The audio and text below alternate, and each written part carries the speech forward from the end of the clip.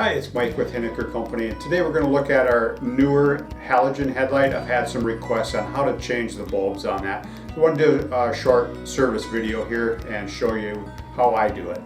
Okay, so what we're going to do, I'm going to do this one over here because it is the hardest one to do. This one in the middle, is fairly easy to get at, but what I've found works best is to remove those wires first.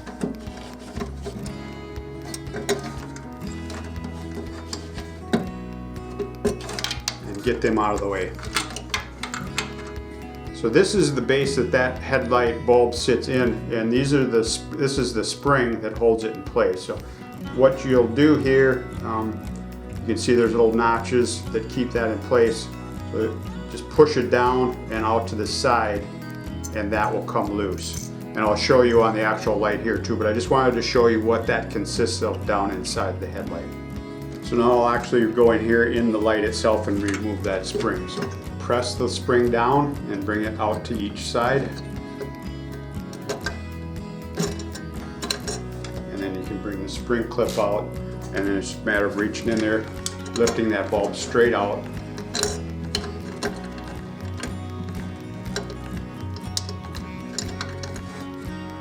Yeah. Okay, so this again is just the base. I want to have it out here so you can see what's going on. On the bulb itself, there's a little alignment tab. So a couple little bumps there, so you just stick that back in like that. And I'll show you in the actual light itself, but I just wanted to do this for ease of seeing it here. So I got the bulb in place. We're going to bring them clips down, slide them to the center, and that locks that bulb in place. So what I use is a needle nose pliers here. We want to drop this back down into the hole where the headlight goes, and we want to make sure that those little pegs line up with the hole. Just like that. So what we're going to do again down inside that light is we're just going to stick that clip in and get it underneath that portion.